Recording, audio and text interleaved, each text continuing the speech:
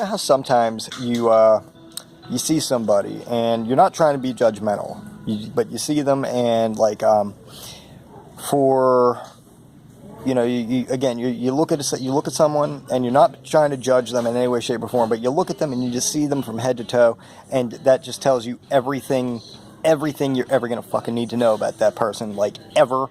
I had that experience today. I'm walking into my work from the parking lot. I'm going from the parking lot into the office, and I'm walking and I see somebody like up, not in the parking lot, just up, like there's a chain link fence that separates us from like the parking lot. Like there's us and then there's the chain link and then there's someone else, and like up there is just this dude, and it just looks like, how can I best describe it? Who was this guy?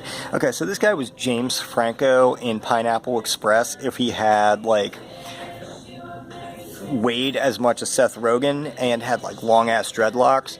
And I'm talking like that, like I just knew everything I had to know about this person. Like everything there was to know about this guy, I knew at that point. Like, you know, I looked at the dreadlocks, I looked at the Bob Marley like stoner hippie sweater hoodie thing. I looked at the pajama pants and the Crocs with the socks on, Crocs and socks, and I just knew everything I needed to know about this guy. And like he had his car there, and it was like an '86 Bel Air or something like that. But it wasn't that big. It was like one of those late '80s, like early '90s, small but still like, you know, full steel construction cars and everything like that. And like you could see, it was like this dark burgundy, but you could see like it looked more like matte colored instead of like shiny and good. And like you could see where the paint was faded, and you could see like the one headlight was like missing, and it's not broken, but just missing, like the glass piece that the light bulb would go in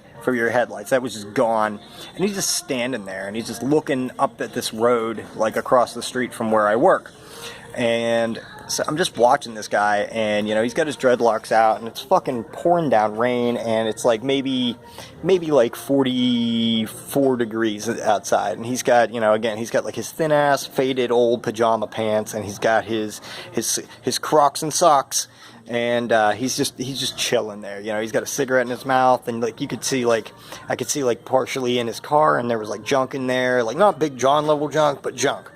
And so I'm like, I know everything I need to know about this person right now. I'm going to describe to you what I imagine this person's life is like.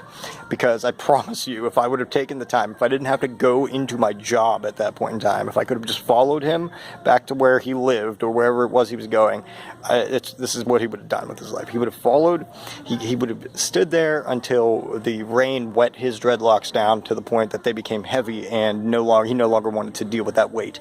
So he'd get into his car, and he'd drive back to his home, which is either his parents' home, or more than likely, what I'm imagining is like one small, very small apartment that maybe he rents with like a friend who is also a stoner like he is. And you know, they've got the following items inside their home. They've just got like one futon couch and like a small TV stand with a flat screen TV and like 3 video game systems, and like up in their bedrooms they each have like a mattress, and like the house is in disarray, with varying levels of stuff that just isn't vacuumed because they don't own a vacuum cleaner, like, you know, just that dingy look.